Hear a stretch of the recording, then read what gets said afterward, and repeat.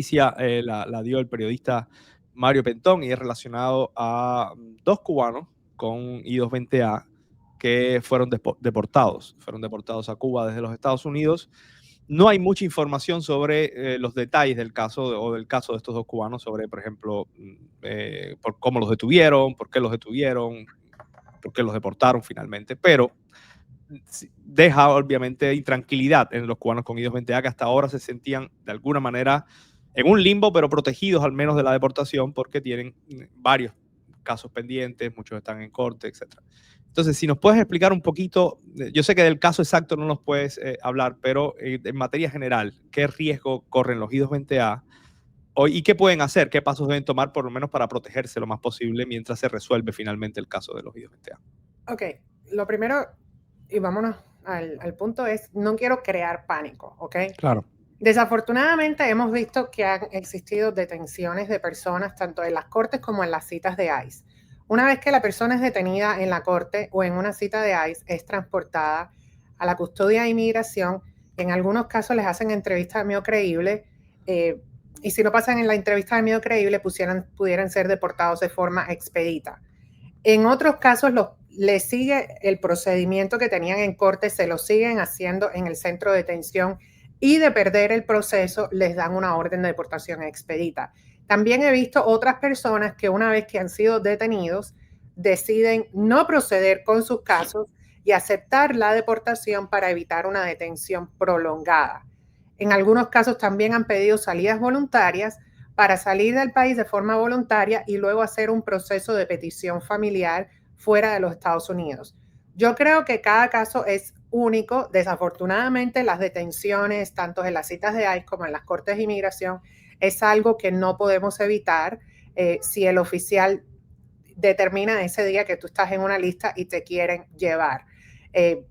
Y de cierta forma no lo podemos evitar y sí lo podemos evitar. ¿Cómo lo podemos evitar? Primero que nada, tratando de tener representación legal en las citas. Segundo, si tú tienes una cita de corte, tratar de pedir que puedas comparecer online y no tener que ir en persona. Muchos jueces sí permiten que el abogado con el respondent aparezcan online en vez de tener que ir en personas. Otros jueces te dicen que tienes que presentar una moción y si no te aprueban la moción, pues no te toca otro remedio que ir. Pero en algunos casos, cuando tienes que ir y quieren detener al cliente, hay ciertos argumentos que se pueden tratar de hacer en la corte máster para evitar eso. Entonces, yo creo que definitivamente la preparación, ya si todo falla y deciden detenerte, pues es triste, pero bueno, te toca defenderte en el centro de detención. Pero sí hay varias cosas que uno puede hacer sobre todo si tú eres una I-220A. Y ahora, si tú eres una I-220B es más complicado porque ya tienes una orden de deportación existente y cuando tienes una orden de deportación existente, pues hay ciertos problemas que se te pudieran presentar. Las recomendaciones que nosotros estamos haciendo ahora mismo con los casos de I-220B es que ver si la persona puede reabrir su proceso, esa razón por la cual le dieron esa orden de deportación para evitar una deportación durante su próxima cita de ICE. Entonces, realmente prepararse, buscar representación con tiempo y no confiarse en el sistema porque las cosas están complicadas hoy en día.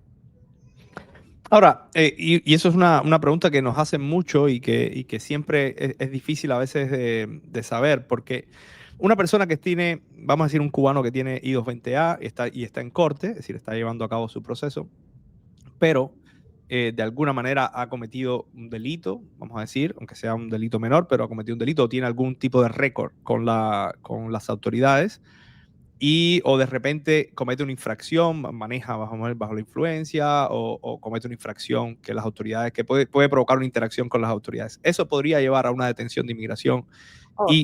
Definitivamente. Sí. Yo creo que ahora mismo en la mayoría de los estados, para no decir, no voy a decir todos porque hay estados que son más santuarios y no tienen colaboración entre la policía y la inmigración. Pero aún en esos estados santuarios, yo diría alrededor del país, en la mayoría de los casos, cuando la persona tiene un delito, aunque sea un delito menor, manejando sin licencia de conducir, manejando o sea, un robo en una tienda, aunque sea de $30.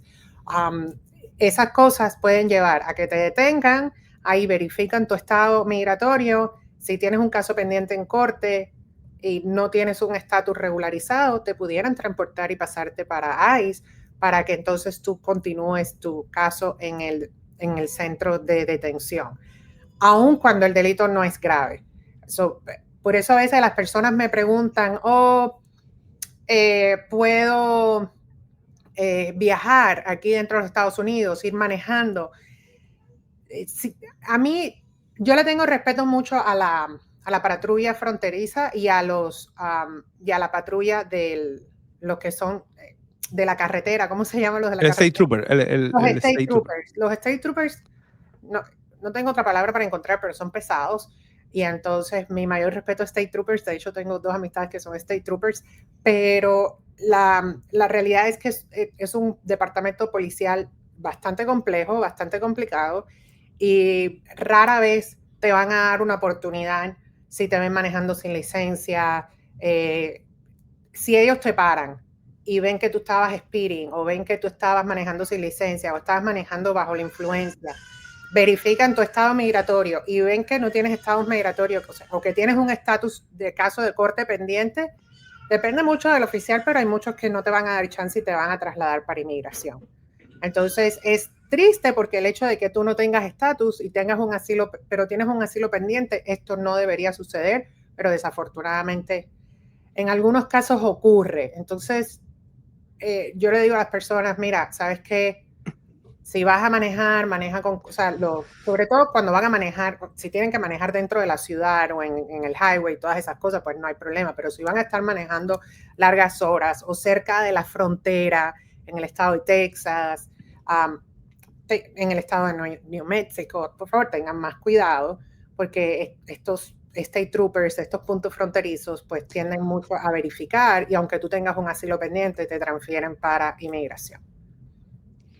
Sí, y es verdad que los State Troopers son bastante estrictos, por decirlo de alguna manera, pero, y ahí viene mi segunda pregunta, no relacionada a los State Troopers, pero si te detienen, digamos que un cubano que tiene I-220A y está en corte y es detenido por las autoridades por alguna interacción o tiene un delito, vamos a decir un delito cualquiera, menor o mayor.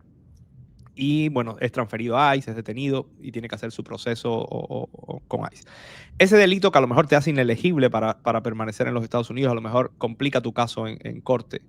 Eso acelera tu caso en corte, sigue el proceso normal, solo que ese delito te va a hacer, o ese problema que tuviste con las autoridades te va a hacer inelegible. ¿Podría acelerar ese proceso y terminar en una deportación acelerada de alguna manera o no? ¿O eso simplemente tu proceso sigue al mismo ritmo? Cuando la persona es detenido, el proceso se acelera porque los casos de detención se hacen Yeah. mucho más rápido de las personas que no están detenidos. Entonces, por lo general, un proceso en un centro de detención se va a demorar como unos 6 meses, cuando un proceso para una persona que no está detenido se puede demorar 4 o 5 años.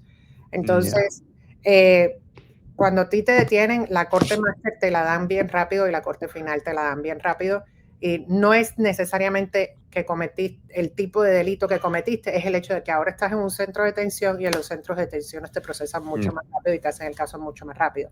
Ahora, un delito menor no necesariamente te hace inelegible para un asilo o para el remedio que tú estés presentando. Sí, incluso a veces felonías no te hacen inelegibles para asilo. Hay que ver qué tipo de delito tú cometes para ver si te va a ser inelegible para el asilo. De que puede afectar tu caso, sí, puede afectar la discreción del juez, sí, pero no necesariamente que hayas cometido un delito significa automáticamente que te van a negar el asilo, pero please, traten de no cometer nada.